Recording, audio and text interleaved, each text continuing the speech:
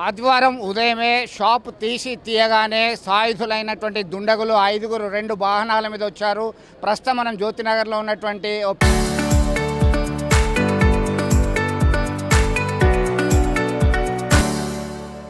PMG jewellery దగ్గర ఉన్నాము. దానికి సంబంధించి రాగానే మాకు గోల్డ్ చైన్ కావాలి, గోల్డ్ చైన్ చూపించండి అని అడిగారు. అడిగిన తర్వాత వాళ్ళు చూపించేటువంటి క్రమంలోనే ఒక్కసారిగా అక్కడ ఉన్నటువంటి సేల్స్ సిబ్బందిని అదుపులోకి తీసుకున్నారు. దాంట్లో తర్వాత కాల్పులు జరిపి పలాయనం చిత్తగించారు. ఎంత ఎత్తుకెళ్లారు ఏంటి అనే దాని మీద పూర్తి విచారణ జరుపుతుంది. ప్రస్తుతం మొబైల్ క్లూస్ టీమ్ ఫోరెన్సిక్ నిపుణులు సైతం రంగంలోకి దిగారు. మొబైల్ ఫోరెన్సిక్ వ్యాన్కి సంబంధించి స్పెషల్ టీం రంగంలోకి దిగి ఆధారాలు సేకరిస్తున్నారు.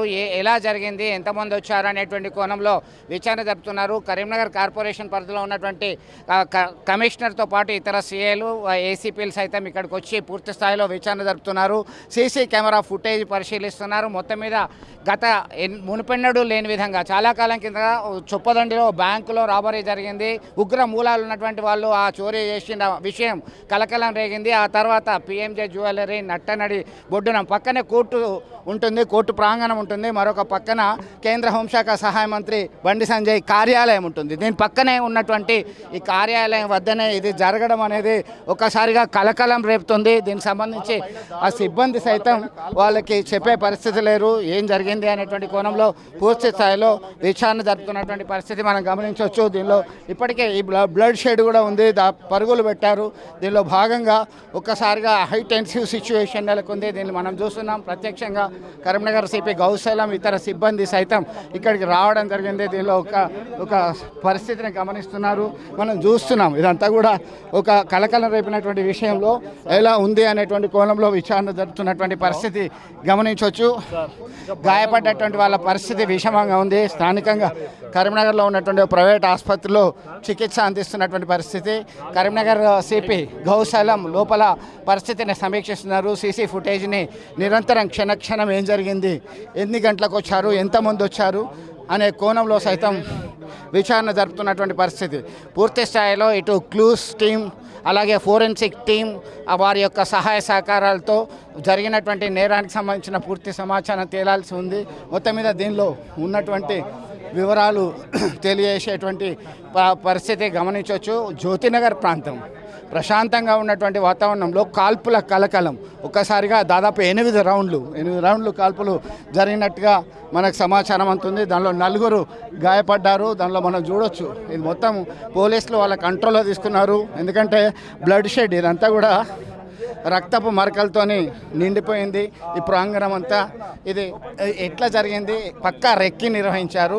పకడ్బందీ ప్లాన్తోనే. వీరు 5గురే వచ్చారా, ఇంకెవరైనా ఇన్వాల్వ్ అయి ఉన్నారా, ఎంతమంది ఉన్నారు ఇందులో, ఎందుకు ఇది ఒక్క జ్యువెలరీ మీదనే రెక్కి నిర్వహించారా, దీని మీదనే ఎందుకు రెక్కి నిర్వహించారా అనే కోణంలో సమగ్రంగా విచారణ జరుపుతున్నటువంటి పరిస్థితి. ఆ కేసు బుల్లెట్ షెల్స్ కూడా మనకి లభ్యమైనటువంటి పరిస్థితి. వాటిని సైతం పోలీసులు అదుపులోకి తీసుకొని దర్యాప్తు చేస్తున్నారు.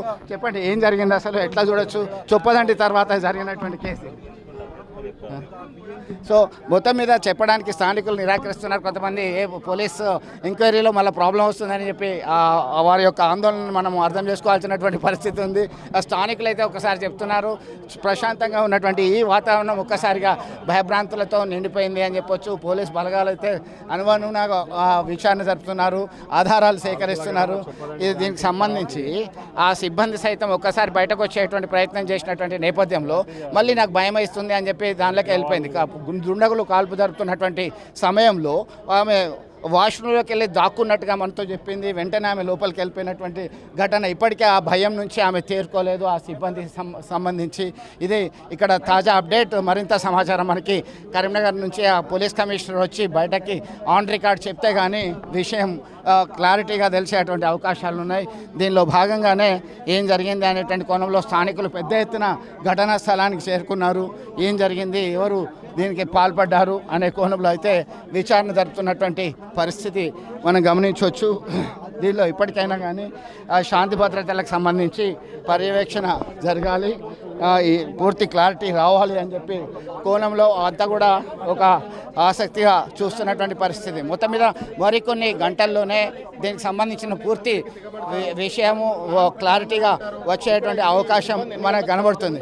వీడియో జర్నలిస్ట్ సుమంత్తో కలిసి Chandrashekar, RTV, Karimnagar PMJ jewellery.